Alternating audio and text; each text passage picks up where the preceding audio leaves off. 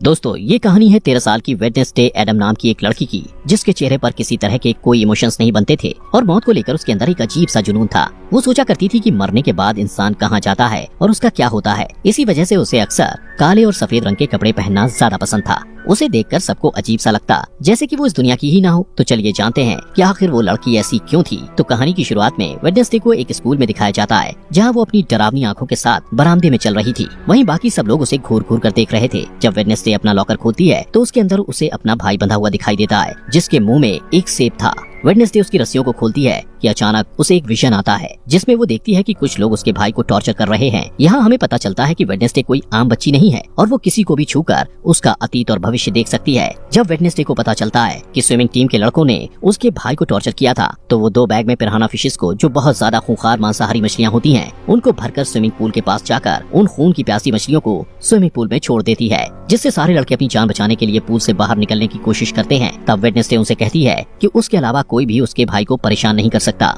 इसके बाद scene shift होता है और वेडनेसडे के माता पिता मोर्टिसिया और गोम्स को दिखाया जाता है। वो दोनों वेडनेसडे की हरकतों से परेशान हो चुके थे, इसलिए वो उसे नेवरमोर एकेडमी भेजने का फैसला करते हैं। इस एकेडमी में वो बच्चे रहते हैं जिनके पास कुछ खास ताकतें होती हैं और यहाँ उन्हें अपनी ताकत पर काबू पाना सिखाया जाता है। मोर्टिसिया और गोम्स भी इसी एकेडमी के स्टूडेंट्स थे, जिससे पता चलता है कि उनके पास भी सुपर पावर्स हैं। सीन शिफ्ट होता है और एक लड़के एम्बार्क्स को दिखाया जाता है, जो एक हाइकर था। वो नेवरमोर एकेडमी के पास वाले जंगल में अकेला चला जाता है। वो जंगल में एक जगह रुककर आराम कर रहा होता है कि अचानक एक अनजान क्रिएचर उस पर हमला कर देता है और उसे मार देता है। उस एरिया के एक पुलिस को उसकी जख्मी बॉडी मिलती है और वो आसपास की जांच करता है। यहाँ पता चलता है कि ये पहला हादसा नहीं था, बल्कि इससे पहले भी ऐसे कई हादसे यहाँ हो चुके हैं। दूसरी तरफ वेडनेसडे एकेडमी में जाती है और वहाँ की प्रिंसिपल लैरिसा वीम से मिलती है, जो उस एकेडमी को चलाती है। लैरिसा उसे रूममेट्स एनेट से मिलवाती है। एनेट एक वेयरवुल्फ थी और हर मामले में वेडनेसडे से पूरी तरह अलग थी। एनेट को रंग बहुत पसंद थे और उसने अपने साइड के कमरे को अलग अलग रंगों से सजा रखा था, जबकि वेडनेसडे को काली और डार्क रंग की चीजें पसंद थी। बाद में एनेट वेडनेसडे को एकेडमी में घुमाती है और वहाँ के मेन ग्रुप फैंग्स, फर्स, स्टोनर्स और स्केल्स के बारे में बताती है। फैंग्स के ग्रुप में वैम्पायर्स होते हैं, फर्स्ट ग्रुप में वेयरवुल्फ होते हैं और स्टोनर्स पत्थर में बदल सकते हैं और उनके सर पर सांप होते हैं। वहीं स्केल्स में जलपरियां होती हैं, जो लोगों के साथ आसानी से हेरफेर कर सकती हैं। एनेट वेडनेसडे को सबसे पॉपुलर लड़की बायंसा बार्कले के बारे में बताती है, जो बहुत ही खूबसूरत जलपरी थी। बायंसा का एक एक्स बॉयफ्रेंड ज़ेवियर थॉप भी उस एकेडमी में होता है, जो अपनी ड्राइंग को असलियत में बदल सकता है। इसके बाद वेडनेसडे के माता पिता वहाँ से चले जाते हैं, लेकिन जाने से पहले वेडनेसडे के पिता उस पर नजर रखने के लिए एक कटा हुआ हाथ वहाँ छोड़ देते हैं, जो जिंदा होता है और उसे थिंग कहा जाता है। इसके बाद वेडनेसडे तलवारबाजी की क्लास में जाती है और वहाँ बायंसा के खिलाफ लड़ने के लिए तैयार हो जाती है। बायंसा और वेडनेसडे के बीच जबरदस्त लड़ाई शुरू होती है और दोनों बराबर पॉइंट पर होते हैं।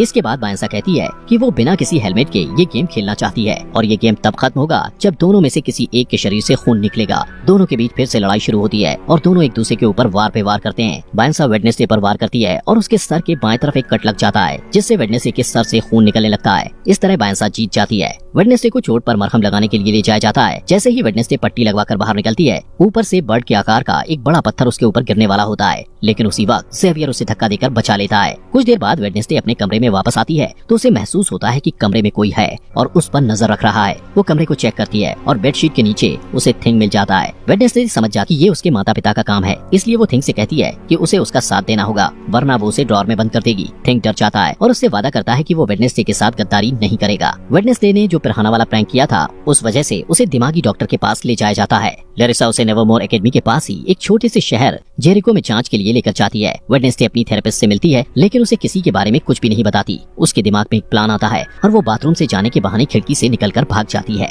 इस बीच वो एक आदमी से टकरा जाती है और उसे एक विजन आता है, जहाँ वो देखती है उस आदमी की कार एक्सीडेंट में मौत होने वाली है। वेडनेसडे डर जाती है और रिलैक्स होने के लिए एक कॉफी शॉप में पहुंच जाती है। वहाँ उसकी मुलाकात पुलिस के बेटे टायलर से होती है, जो वहाँ कॉफी बेचने का काम करता है। टायलर अपनी एस्प्रेसो मशीन को ठीक करने की कोशिश कर रहा होता है, लेकिन उसे कुछ समझ नहीं आता, क्योंकि मशीन में जो इंस्ट्रक्शंस लिखे हुए थे वो इटालियन भाषा में थे। वेडनेसडे को इटालियन पढ़ना आता था, इसलिए वो आसानी से मशीन को ठीक कर देती है और इसके बदले में वो उसे बस स्टेशन तक छोड़ने को कहती है। टायलर के कुछ कहने से पहले ही वहाँ वो लड़के आ जाते हैं जिन्होंने वेडनेसडे के भाई को टॉर्चर किया था। वो लोग वेडनेसडे को भी परेशान करने लगते हैं। पहले वेडनेसडे उन्हें नजरअंदाज करने की कोशिश करती है, लेकिन जब बर्दाश्त नहीं होता तो वो उन्हें मारने लगती है। कुछ ही समय में लैरिसा पुलिस के साथ वहाँ आ जाती है और वहाँ की हालत देखकर उसे गुस्सा आता है और वो वेडनेसडे को डांटती है। इसके बाद वो लोग नेवरमोर एकेडमी जाने के लिए निकल जाते हैं। रास्ते में उन्हें एक टूटी फूटी कार दिखाई देती है, जिसका एक्सीडेंट हो गया था और उस कार में वही आदमी था जिससे वेडनेसडे टकराई थी। उस रात वेडनेसडे वायलिन में बहुत डरावना म्यूजिक बजाती है। वो पूर्णिमा की रात थी और भेड़ियों के चिल्लाने की आवाज भी सुनाई देती है। तभी एनेट वेडनेसडे को बताती है कि वो खुद को वेयरवुल्फ में नहीं बदल सकती, इसलिए वो बाकी लोगों के साथ नहीं जा सकती थी। इस बीच थिंग टेलर के कमरे में जाता है और उसे वेडनेसडे से बात करने के लिए कहता है। टेलर डर कर उसकी बात मान लेता है और वेडनेसडे से वीडियो कॉल पर बात करता है। वेडनेसडे उसे आने वाले हार्वेस्ट फेयर में मिलने के लिए कहती है और कहती है कि वो लोग वहाँ मजे करेंगे,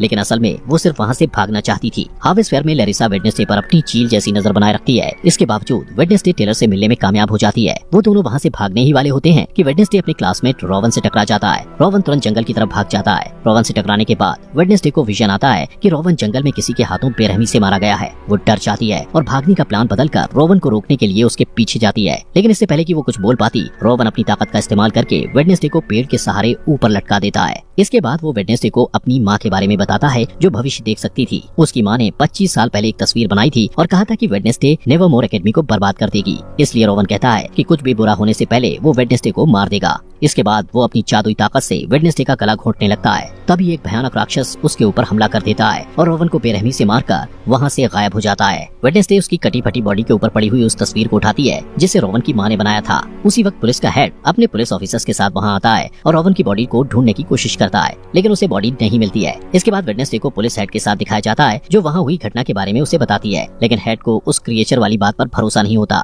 और उसे लगता है कि ये काम नेवरमोर एकेडमी के ही किसी स्टूडेंट का है। तभी वहाँ एक ऑफिसर आ जाता है। उसकी नजर दरवाजे से निकलते हुए रोवन पर पड़ती है जो जिंदा था। जब वेडनेसडे अपने कमरे में जाती है तो देखती है कि एनेट पीओ कप नाम की एक कॉम्पिटिटर की तैयारी में बिजी है। ये एक बोट रेस की प्रतियोगिता थी जो हर साल एकेडमी में ऑर्गेनाइज की जाती है। बाद में वेडनेसडे रोवन से बात करने की कोशिश करती है, लेकिन लैरिसा उसे कहती है कि रोवन को एकेडमी से निकाल दिया गया है, जिसका कारण वो उसे नहीं बता सकती। वेडनेसडे को शक होता है और वो प्लान बी के मुताबिक थिंग को रोवन पर नजर रखने के लिए उसके पीछे भेजती है। फिर सीन बदलता है और रोवन को एक रेलवे स्टेशन में जाते हुए दिखाया जाता है। थिंग उसका पीछा करता है। रोवन आसपास का माहौल चेक करने के बाद वॉशरूम में चला जाता है, जहां वो अपना रूप बदलकर एक बूढ़ा आदमी बन जाता है, लेकिन थिंग रास्ता भटक जाता है, इसलिए वो रोवन को अपना रूप बदलते हुए देख नहीं पाता। इसके बाद वो बूढ़ा आदमी लैरिसा का रूप ले लेता है। यहाँ पता चलता है कि लैरिसा ही अपना रूप बदलकर रोवन की मौत को छुपाने की कोशिश कर रही थी। वेडनेसडे के पास और कोई रास्ता नहीं होता, इसलिए वो रोवन की मौत का सुराग ढूंढने के लिए जंगल में जाती है, जहाँ उसे टेलर मिलता है जो अपने बाप का पीछा करते हुए वहाँ आया था। थोड़ी देर बाद वेडनेसडे को रोवन का चश्मा मिलता है। वो उसे उठाती है और उसे विजन आते हैं जिसमें वो देखती है कि रोवन के पास नीले रंग की एक किताब थी,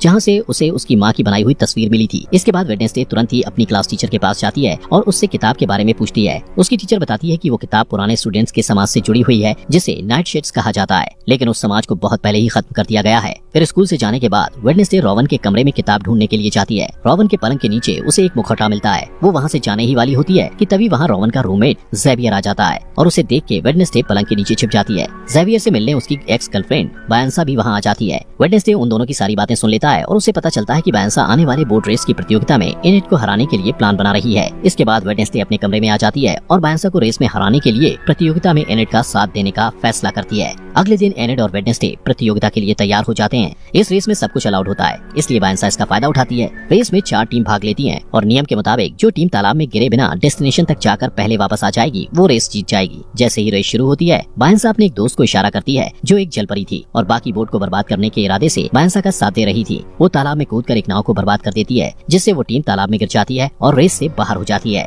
वेडनेसडे और एनेट पूरी तैयारी के साथ रेस कर रहे थे और थिंग उसमें उनकी मदद कर रहा था। थिंग की मदद से वो लोग बायंसा की दोस्त को एक जाल में फंसा लेते हैं। रेस के दौरान ही वेडनेसडे को एक विजन आता है और वो अपने सामने अपनी जैसी दिखने वाली एक लड़की को देखती है, जिसके बाल सुनहरे रंग के होते हैं। वो वेडनेसडे को कहती है कि वेडनेसडे एक चाबी है, जिससे वेडनेसडे काफी उलझन में पड़ जाती है। उसे कुछ समझ नहीं आता, लेकिन जैसे ही वो असली दुनिया में वापस आती है, उसे पता चलता है कि बायंसा रेस में आगे निकल गई है, लेकिन वो हार नहीं मानती और बायंसा की चालों को उसी के खिलाफ इस्तेमाल करके ये रेस जीत जाती है। 40 साल के बाद पहली बार कोई नॉन सायरन टीम ये रेस जीती थी। लैरिसा एनेट को पीओ कप ट्रॉफी देती है, लेकिन वेडनेसडे को ज्यादा अटेंशन पसंद नहीं था, इसलिए वो वहाँ से चली जाती है। वो नेवरमोर एकेडमी के पुराने स्टूडेंट एडगर एलन पो की मूर्ति के पास जाती है और अचानक उसकी नजर उस मूर्ति के हाथ में रखी पत्थर की किताब पर जाती है, जिसके नीचे उसे एक निशान दिखाई देता है। वो निशान ठीक वैसा ही था जो उस तस्वीर में बना हुआ था, जिसे रोवन ने मरने से पहले उसे दिया था। उस बुक में वेडनेसडे को कुछ पहेलियां मिलती हैं, जिसे वो तुरंत सुलझा लेती है और उसे एक सुराग मिलता है। उस सुराग में 2 बार चुटकियां बजाना होता है। जब वो 2 बार चुटकियां बजाती है तो अचानक एक छुपा हुआ बरामदा खुल जाता है, जहाँ एक गुप्त कमरा होता है। वहाँ वेडनेसडे को रोवन की किताब मिल जाती है, जिसमें रोवन ने तस्वीर को फाड़कर निकाला था। वो उस किताब को अपने बैग में रखती है, लेकिन इससे पहले कि वो आगे जा पाती, कोई उसके सिर को एक काले कपड़े से ढक देता है। थोड़ी देर बाद जब काले कपड़े को हटाया जाता है तब वो देखती है कि बायंसा, जेवियर और कुछ स्टूडेंट्स उसे घेर कर खड़े हुए हैं और ये सभी नाइट शिफ्ट्स के सदस्य हैं। यहाँ पता चलता है कि लैरिसा ने उनके ग्रुप को खत्म किया था। इसके बाद जेवियर उसे अपने ग्रुप में शामिल होने के लिए कहता है, लेकिन वेडनेसडे मना कर देती है और वहाँ से चली जाती है। इसके बाद लैरिसा को दिखाया जाता है जो आउटरीच डे के बारे में घोषणा करती है, जहाँ एकेडमी के सारे स्टूडेंट्स को शहर के आम लोगों से मिलना जुलना होता है और उनके साथ काम करना होता है। इन लोगों को नॉमीज कहा जाता है। जब वो लोग शहर पहुँचते हैं तब वेडनेसडे जेवियर को बताती है कि उसके रूममेट की मौत हो चुकी है, लेकिन उसे इस बात पर भरोसा नहीं होता है और वो कहता है कि रोवन की मौत नहीं हो सकती, उसे बस एकेडमी से निकाल दिया गया है। इसके बाद वेडनेसडे उसे वो तस्वीर दिखाती है जो रोवन की माँ ने बनाई थी। जेवियर उस तस्वीर को करीब से देखता है और कहता है कि इस तस्वीर में जो आदमी है उसने जेरिको शहर को बसाया था और उसका नाम जोसेफ क्रैकस्टोन है। थोड़ी देर बाद वेडनेसडे पिलग्रिम वर्ल्ड में जाने का फैसला करती है, जहाँ जेरिको के इतिहास के बारे में पता चलता है। वहाँ वेडनेसडे यूगिन नाम के लड़के से मिलती है जो मधुमक्खी पालने वाले क्लब में उससे पहले मिल चुका था और दोनों की दोस्ती भी हो गई थी। वो दोनों बातें करने लगते हैं और आसपास की चीजों को देखते हैं। इसके बाद सारे स्टूडेंट्स वहाँ की केयरटेकर अर्लिन से मिलते हैं जो उन्हें पिलग्रिम वर्ल्ड घुमाते हुए जोसेफ क्रैकस्टोन की कलाकृतियों के बारे में बताती है। वेडनेसडे को ये सारी बातें इंटरेस्टिंग लगती हैं और वो अर्लिन से उसके बारे में और जानना चाहती है। अर्लिन बताती है कि उनके पास जोसेफ क्रैकस्टोन के खेतों में इस्तेमाल किए जाने वाले औजार, खाने पीने के बर्तन और फैमिली रूम्स भी हैं। वेडनेसडे कहती है वो यहाँ काम करना चाहती है, लेकिन अर्लिन कहती है कि उसे रेनोवेट किया जा रहा है, इसलिए वो वहाँ काम नहीं कर सकती है और कहती है वो सब ये ओल्ड वजरी में काम करेंगे और घूमने आए हुए लोगों को केक बांटेंगे। बाद में वेडनेसडे और यूगिन क्रैकस्टोन के फैमिली रूम में घुस जाते हैं। वहाँ वेडनेसडे को एक तस्वीर मिलती है जिसमें वो लड़की भी होती है जिसे वेडनेसडे ने अपने विजन में देखा था। थोड़ी देर बाद उसे वो किताब भी मिल जाती है जो उस लड़की ने पकड़ी होती है। वेडनेसडे देखती है कि उस किताब के सारे पन्ने खाली हैं, इसलिए उसे शक होता है कि ये किताब नकली है। तभी वहाँ यूगिन के साथ अर्लिन आ जाती है और उसे पकड़ लेती है। वेडनेसडे उससे असली किताब के बारे में पूछती है, तब अर्लिन झिझकते हुए बताती है कि 1 महीने पहले वो किताब चोरी हो गई थी। इसके बाद वो कॉफी शॉप में वापस टेलर से मिलती है और वो दोनों जोसेफ के बारे में पता करते हैं। टेलर कहता है कि ओरिजिनल मीटिंग हाउस का जो हिस्सा बचा हुआ है वो जंगल में है और पूरी तरह खंडर हो चुका है, जिसका इस्तेमाल अब क्रैश पैड के रूप में किया जाता है। इसके बाद वेडनेसडे जोसेफ क्रैकस्टोन की उस जगह की तलाश करने के लिए थिंग के साथ तुरंत जंगल में जाती है। इस दौरान उन्हें एक बेघर आदमी मिलता है, लेकिन थिंग उसका दम घोटने लगता है और उसे डराकर भगा देता है। तभी वेडनेसडे को एक विजन आता है और वो खुद को 400 साल पहले के टाइम में देखती है। यहाँ वो सुनहरे बाल वाली लड़की दिखाई देती है जिसे वेडनेसडे पहले भी अपने विजन में देख चुकी थी। उस लड़की को गाँव वालों ने घेर रखा था और वो उसे शैतान की संतान कहकर पुकार रहे थे। तभी वहाँ जोसेफ क्रैकस्टोन आ जाता है और उस लड़की को गुडी एडम्स कहकर बुलाता है। वो कहता है कि गुडी एक डायन है और उसे भी उसकी माँ और दूसरे आरोपी के साथ उस खेत में मर जाना चाहिए। इसका जवाब देते हुए गुडी की है कि जोसेफ ने उसकी जमीन हड़पी है, बहुत से निर्दोष लोगों की जानें ली है और उनकी शांति छीनी है। जोसेफ को गुस्सा आता है और वो गुडी को थोड़ी देर तक घूरता है और फिर उस खेत में आग लगा देता है। गुडी अपनी माँ को बचाने की कोशिश करती है, लेकिन उसकी सारी कोशिशें बेकार हो जाती हैं। जब कोई उम्मीद नहीं बचती तो वो एक गुप्त दरवाजे से निकलकर वहाँ से भाग जाती है। वेडनेसडे वहाँ छुपकर ये सब कुछ देख रही थी। गुडी जल्द ही वेडनेसडे के पास आती है और कहती है कि जोसेफ अपनी ये लड़ाई तब तक नहीं रोकेगा जब तक वो सबको मार नहीं देगा।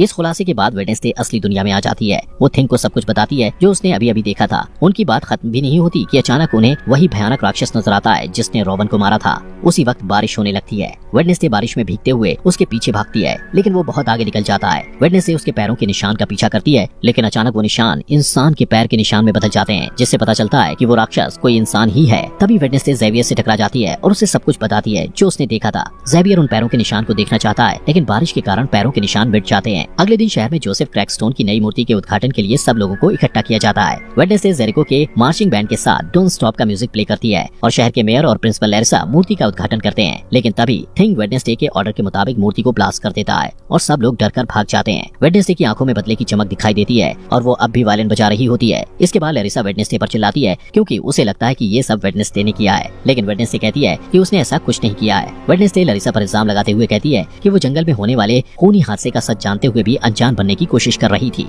उस रात वेडनेसडे को मिलने वाला बेघर आदमी जंगल में दिखाई देता है। तभी वो राक्षस उस पर हमला कर देता है। उस बूढ़े आदमी के पास एक कैमरा था जिसमें वहाँ की तस्वीरें कैद हो जाती हैं। कुछ समय बाद पुलिस हेड और उसकी टीम जंगल से उस खंडर तक पहुँच जाते हैं और उन्हें उस बेघर बूढ़े आदमी की बॉडी मिलती है। उन्हें वो कैमरा भी मिलता है जिसमें हादसे के वक्त की फुटेज होती है जो असली गुनहगार को सामने ला सकता है। जब कैमरे की तस्वीरों को बड़ा करके देखा जाता है तब पुलिस हेड हत्यारे का चेहरा देखता है। वो एक राक्षस का चेहरा था जिसे देखकर ऐसा लगता था जैसे वो किसी के बुरे सपने से निकल कर आया हो। दोस्तों, अगर आपको इस सीरीज के नेक्स्ट एपिसोड चाहिए तो कमेंट बॉक्स में नेक्स्ट एपिसोड लिखें और ये सीरीज यहाँ तक अच्छी लगी हो तो